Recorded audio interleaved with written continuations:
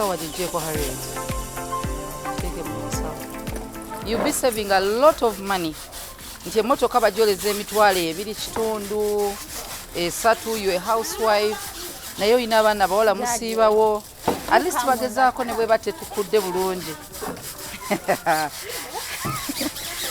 Harriet yakusa emipiira waggulu twagezezzaako naye balina ekizibu batya okutoba kati ate okutoba talina kyagenda kati empiira gya at least myangu kati ogira okuuta then bana bayoza side eno tuba tulina okuyiwawo amazzi kubanga sabuni bwakala ate esiiwuuka.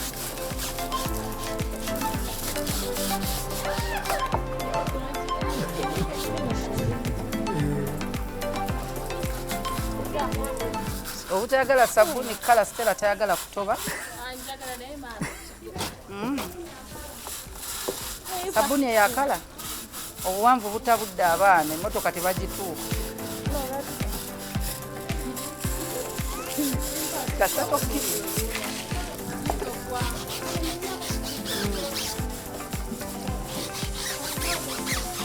Stella jangu okute wano.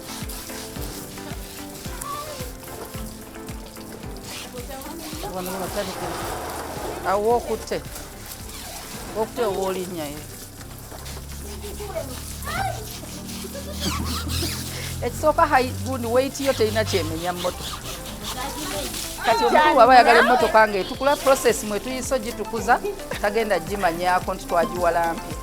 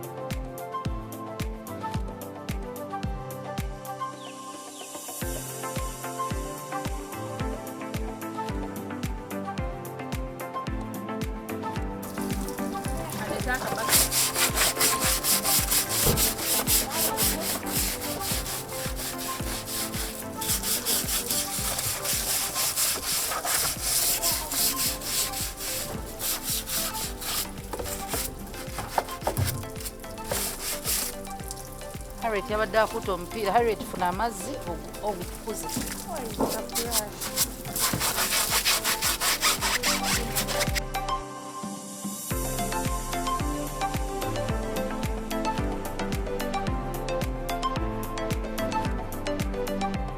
Empaza alowooza emmotoka etambula emmotoka terina gyeraga. Teri mu kuzina. Tuli mu gikuuta so yenyenyamu.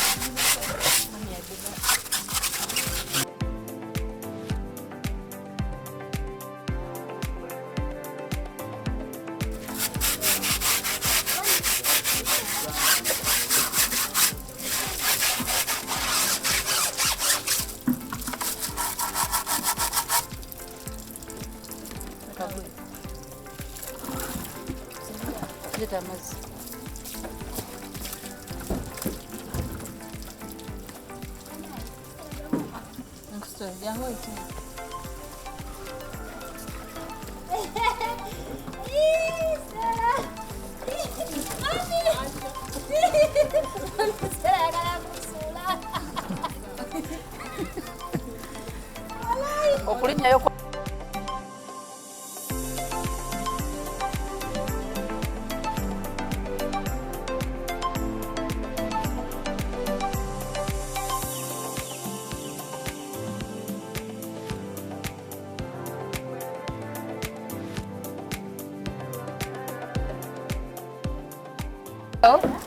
omulimu si mwangu. First of all, ng'ogyeko okusavinga sente, omukyalo surprisingako omwami nadde wakanga sente za amafuta zeokoze emmotoka alina waakiriziwa. N'obeera nga a useless woman ate oba olina abaana abawala tebalina kubeera useless kati bana abawala bonna abeera waka kitegeeza ez'emmere bamaze ozisevinga eza ice cream bazisevinze.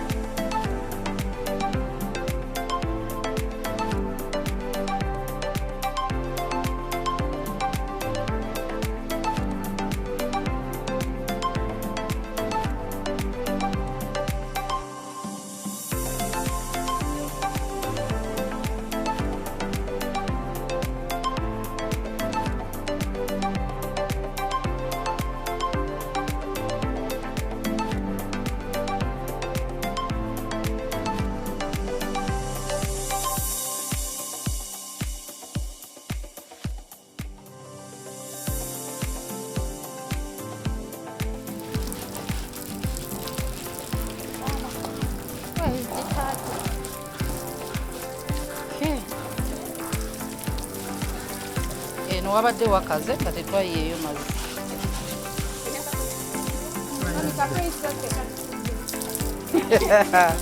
Ate abaana bakisuusizza.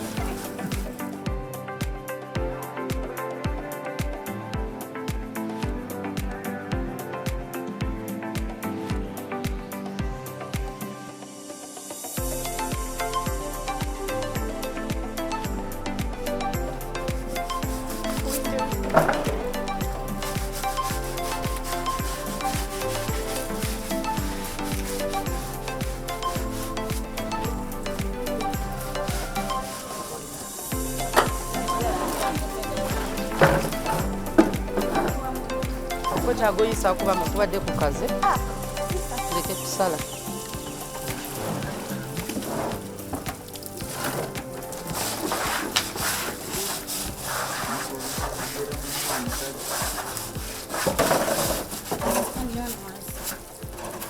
Ate engeri churchgal egenda mu outreach, so tuyinza okusalawo ne tugikolamu nga munange bagiyita batya fundraising car wash.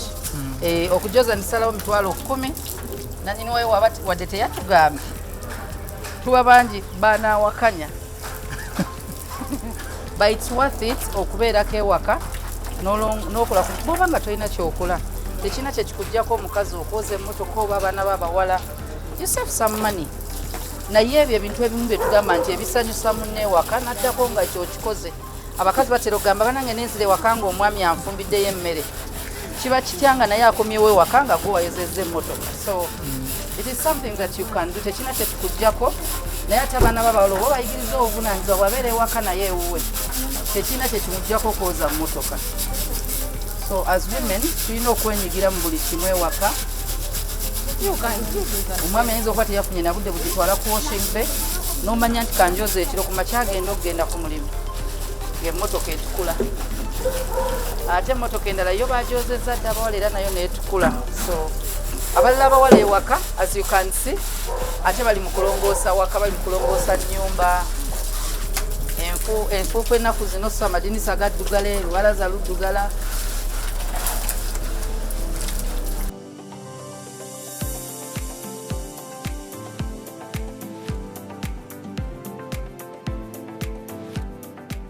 Amadinisa bannanga abakyala fine time oyoze ku madinisa ewaka, fine time oyoze ku garage enfuufu, waliwo poles ezibeera ewaka. Oyinza okuba olina byetasobola like kuta favors naye ebitonotono ebyo bikole n'abaana abawala. So tugenda okwesanga waliwo abaana abawala bakula bali lazy, ate omuntu omunafu aba mwavu. Naye ate omukyala omunafu amenya omwami kubanga omwana ono omuwala tumugruminga okubeera omuntu obuvunaanyizibwa, si kubeera mukyala nti oba getting married. Abamu your career women wasa ne mugamba I won't get married. Naye okubeera omuntu obuvunaanyizibwa, obuyonjo tebwetaaga agenda kufumbirwa yekka nebuka katikako buli mwana muwala, okubanga asobola olabira affairs z'ennyumba ye, asobola okubanga omuntu bw'atuuka ewaka talowooza nti ennyumba tebeeramu n'abantu. Otuuka mu maka nga compound yes yonna kale sinsa oyinza okuba tosobola kusaawa waliwo abasaawa naye omuddo ogumu ogukuulamu amadinisa ogoza especially abakyala betugamba nti osiiba waka oli housewife find something to do ewaka keep yourself busy and I don't mind is a devil's workshop kyenyinza okugamba naye since abaami tebaagala nnyo sente zaffe ng'abakyala aliwo agamba wa tuzaagala no oyo si musajja oyo baby boy gwolina okukuza ng'omukyala naye abasajja be bayita omusajja yes ayagala omukazi ali financially independent ng'omusajja ne waba taliwo toyinza gamba nti omwana ayenemye okutwala mu ddwaliro kubanga tewabaddewo no olina okuba nga omukyala osobola okuterekawoko kasente but since oyinza okuba nga toyongerezaako kuzeewaka nti amaka omwami agamba nze njolabirira amaka gange njagula emmere njagula kino na omukyala okola otya you reduce on the expenditure yengeri yokka gy'osobola okuzimba omusajja asaasaanye naye gwe kendeza ensaasaanya y'ewaka mu kifo ky'okubanga mufuna alina okukuuta amadinisa ennaku zino waliwo companies ezibikola naye gwe osobola ogamba ezo katusevinga 15 nze n'abaana bange abawala oba n'abalenzi mulongoose waka muoza ennyumba yonna yonna nga musazeewo ku Saturday ate ginyuma nnyo emirimu nga maama wenyigiddemu omwana ono omuwala osobola omuyigiriza nga wenyigiramu so sikendeza expenditure bwe gaba nga amazzi ge mugamba nti amazzi ge twozaamu engoye kati omanya lwe mwozezza